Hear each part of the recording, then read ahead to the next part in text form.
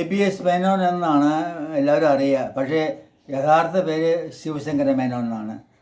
എൻ്റെ കുടുംബം ഒരു പാരമ്പര്യമുള്ള കുടുംബമല്ല, വലിയൊരു കൃഷിയൊക്കെയുള്ള ഒരു കുടുംബം ആണ്. സ്കൂളിൽ പഠിക്കുമ്പോൾ എനിക്ക്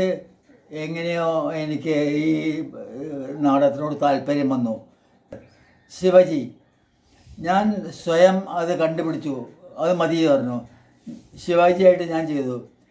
വേറെ 2-3 ആൾക്കാരെ ഇൻട്രസ്റ്റ് ഉണ്ടാക്കി. വീട്ടിൽ നിന്ന് സമ്മതിച്ചില്ല. പക്ഷെ അവസാനം കരഞ്ഞു പിടിച്ചിട്ട് ഡ്രസ്സൊക്കെ ഉണ്ടാക്കി തന്നു. ശിവാജിയുടെ ഡ്രസ്സും ആളൊക്കെ ഉണ്ടാക്കി തന്നു, കോസ്റ്റ്യൂംസൊക്കെ. അങ്ങനെ നാടകം തറവാണ്. ഒരു 20-30 മിനിറ്റ് ഡയലോഗ് കംപ്ലീറ്റ് തറവാണ്. ഞാൻ പറഞ്ഞ മൂമെൻറ്റ്സൊക്കെ ശരിയായിരുന്നു. അങ്ങനെ ചെസ്റ്റ് നമ്പർ 4 ഞങ്ങളെ വിളിച്ചു, നാടകം കളിച്ചു. ഒരു തെറ്റും ഉണ്ടായില്ല, ഒക്കെ കറക്റ്റാണ്. മതിയല്ലോ, ഞങ്ങൾക്ക് അതേ ആവശ്യം ഉണ്ടായിരുന്നല്ലോ, അത്രയും ആവശ്യം ഉണ്ടായിരുന്നല്ലോ. 10-12 നാടകം കഴിഞ്ഞു.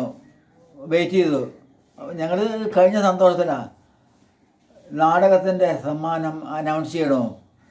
ഏറ്റവും നല്ല നാടകം ശിവാജി, ഏറ്റവും നല്ല നടൻ ശിവാജി അഭിനയിച്ച ശിവശങ്കരൻ. മുരളി, അന്ന് ഞാൻ അനുഭവിച്ച സന്തോഷം, കാരണം എങ്ങനെ കിട്ടിയ ഈശ്വരൻ്റെ കളി 7 അന്ന് മുതൽക്ക് സ്കൂളിൽ ഞാനൊരു നാടകക്കാരനായി. പിന്നെ എല്ലാ കൊല്ലവും യൂത്ത് ആനിവേഴ്സറിക്ക് എന്നെ വെയിറ്റ് ചെയ്യും മാഷ്. റോളിൻ്റെ കാമുക റോളാണ് മെയിൻ റോൾ, കാമുക റോള്. അവസാനം 9 വരെ അഭിനയിച്ചു. 10ാം ക്ലാസ്സിൽ ഞാൻ പറഞ്ഞു, ഞാൻ മാഷെ വീട്ടിൽ സമ്മതിക്കില്ല, എനിക്ക് പഠിക്കാൻ ഉണ്ടാവുകൊണ്ട്. അത് സാറില്ല, വീട്ടിൽ ഞാൻ പറയാമെന്ന് പറഞ്ഞിട്ട് എന്നെ നാടകം ചെയ്തു. അങ്ങനെ സ്കൂൾ കഴിഞ്ഞു. കോളേജിൽ പോയി, ദേവേരി കോളേജിൽ. അവിടെ പോയിട്ട് കോളേജിൽ നിന്ന് നാടകം ചെയ്തു. പിന്നെ കോളേജ് വിട്ട് കഴിഞ്ഞ് വന്നിട്ട് അന്ന് എനിക്ക് ഈ കൃഷിയൊക്കെ ഉണ്ടാവേണ്ട വേറെ തിരക്കില്ല, കൃഷി മാത്രമല്ലേ ഉള്ളൂ. അപ്പോൾ ക്ലബ്ബുകൾ, ഇതേമാതിരി ക്ലബ്ബുകളുണ്ടായി. അപ്പോൾ എല്ലാ കൊല്ലവും ഓരോ ആനിവേഴ്സറി ഉണ്ടാവും, അതിലൊക്കെ അഭിനയിക്കും. അങ്ങനെ എല്ലാ കൊല്ലവും അഭിനയിക്കും. അപ്പോഴാണ് നിലമ്പൂർ ബാലൻ, നിലമ്പൂർ ആയിഷ അഭിനയിക്കുന്ന മതിലുകൾ എന്ന നാടകം വന്നു. അപ്പോൾ അതിൻ്റെ ഒരു ഭാരവാഹിൻ്റെ സുഹൃത്താണ്. അപ്പോൾ എന്നോട് പറഞ്ഞു, ഒരു റോൾ അഭിനയിക്കണം. ഞാനും പപ്പനും ഒറ്റപ്പാലം പപ്പനും ഞാനും. അന്ന് പപ്പൻ സ്കൂളിൽ പഠിക്കുമ്പോൾ എൻ്റെ ഒപ്പം പഠിച്ച നാടകത്തിലില്ല. അവൻ മിലിറ്ററിയിൽ നിന്ന് വന്നിട്ട് ഞാൻ നാടകം ചെയ്യുമ്പോൾ മണൽക്കാട് CL ജോസിൻ്റെ ഞാൻ ജഡ്ജിയായിട്ട് ചെയ്യുക. അപ്പോൾ എൻ്റെ മകനായിട്ട് വക്കീൽ, ബേബി ഞാൻ പറ്റുമോ ആ റോളിന്, എനിക്ക് പറ്റുമോ ചോദിച്ചു പപ്പൻ. ഞാൻ പറഞ്ഞു, അതൊക്കെ ശരിയാക്കാം, നീ അഭിനയിക്കുക പറഞ്ഞു. വക്കീൽ മകനായിട്ട് അവൻ അഭിനയിച്ചു. അങ്ങനെ നാടകം കഴിഞ്ഞു. അങ്ങനെ പപ്പൻ അതിൽ നാടകത്തിൽ നിന്ന് അങ്ങനെ വളർന്ന് പ്രൊഫഷണൽ നാടകങ്ങൾക്ക് അങ്ങനെ പോയി. ഞാൻ പിന്നെ എന്നെ പോയില്ല, എനിക്ക് അതിന് സൗകര്യമില്ല, ഇവിടെ കൃഷിയൊക്കെ ഉണ്ടല്ലോ. അങ്ങനെ നിലമ്പൂർ ബാലൻ, നിലമ്പൂർ ആയിഷയുടെ ഒപ്പം 2-3 സ്റ്റേജ് മതിലുകൾ കളിച്ചു. പിന്നെ അവിടുന്ന് തുടർച്ചയായി ഈ പാരലൽ കോളേജുകൾ, സ്കൂളുകൾ, കൊല്ലത്തിൽ 3-4-5 നാടകങ്ങൾ ഞാൻ സംവിധാനം ചെയ്തിട്ട് സമ്മാനമൊക്കെ കിട്ടിയിട്ടുണ്ട്, എല്ലാവർക്കും പ്രൈസ് കിട്ടിയിട്ടുണ്ട്. അങ്ങനെ നാടകത്തിനോട് ഇൻട്രസ്റ്റ് വന്നപ്പോഴാണ് ഈ കാലടി ഗോപിയുടെ ഗ്രാമം എന്ന നാടകം ഞാൻ ചെയ്തു.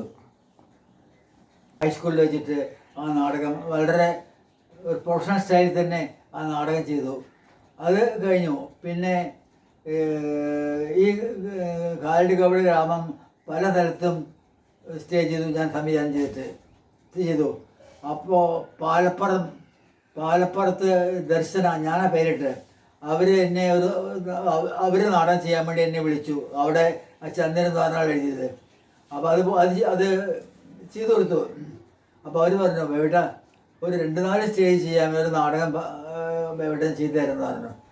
ഞാൻ പറഞ്ഞു, ഒരു 10 സ്റ്റേജ് ചെയ്യാം, ഞാൻ ചെയ്താൽ 10 സ്റ്റേജ് തയ്യാറാണോ ചോദിച്ചു. റെഡി പറഞ്ഞു. അങ്ങനെയാണ് ഗ്രാമം അവിടെ തുടങ്ങിയത്.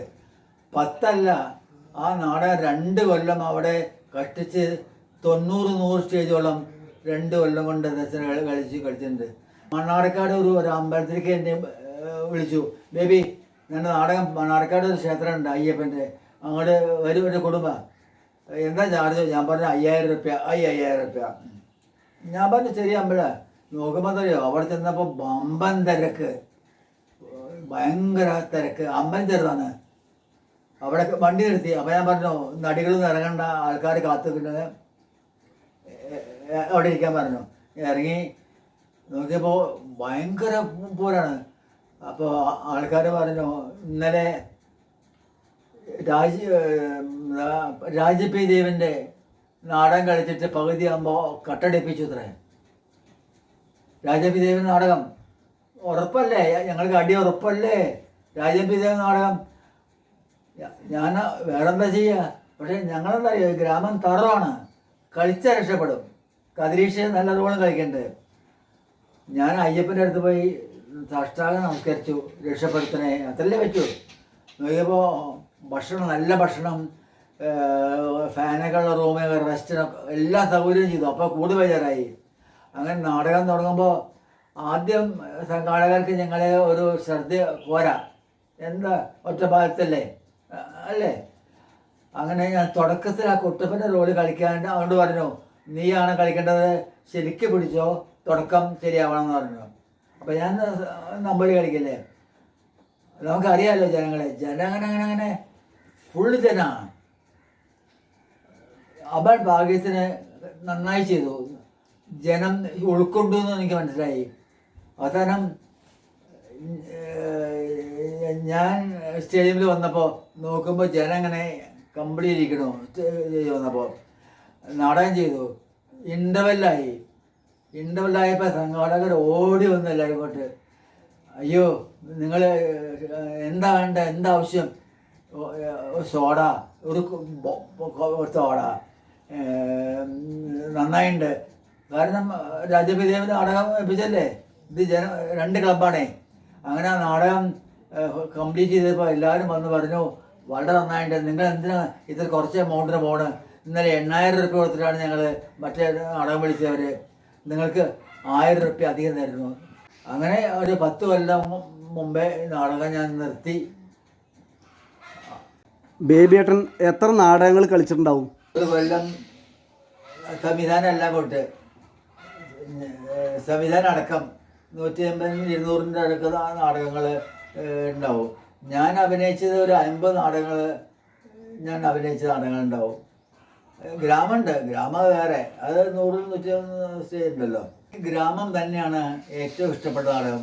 അന്നും ഇന്നും അത്ര ഇഷ്ടപ്പെട്ട നാടകം എനിക്ക് മറ്റൊന്നും ഉണ്ടായിട്ടില്ല. എൻ്റെ മനസ്സ് തൃപ്തിയായ നാടകം അത് തന്നെയാണ്, സംശയമില്ല. നാടകത്തിൽ ഗുരുസ്ഥാനീയരായിട്ടുള്ള ആളുകൾ ആരെങ്കിലും ഉണ്ടോ? ഗുരുസ്ഥാനത്ത് ആരും ഉണ്ടായിട്ടില്ല. ഒരു 12 വയസ്സ് മുതൽക്ക് ഒരു 70 വയസ്സ് വരെ നാടകങ്ങൾ പല നിലയ്ക്കുണ്ടായിട്ടുണ്ട്. സംവിധാനമായിട്ടും അഭിനയിച്ചിട്ടും ഒരു വർഷം ഒഴിവാക്കിയിട്ടില്ല. ഇനിയും നാടകം ചെയ്യണമെന്ന് തോന്നുന്നുണ്ടോ? ഇനി നാടകം ആരോഗ്യപരമായിട്ട് എനിക്ക് എന്താവുമെന്ന് അറിയില്ല. ചെവി ലേശം പ്രശ്നമുണ്ടേ, ഹിയറിംഗ് പ്രശ്നമുണ്ട്. ഒരു നാടകം കൂടി അഡ്ജസ്റ്റ് ചെയ്യണമെന്ന് ഞാൻ അങ്ങനെ വിചാരിച്ചായിരുന്നു, സൗകര്യം പോലെ. മറ്റേ കമ്പനി ഉണ്ടെങ്കിൽ ഒരാഗ്രഹം, സമാപനം, അതിൽ ആരോഗ്യം സമ്മതിക്കുകയോ അറിയില്ല, അത്രയേ ഉള്ളൂ.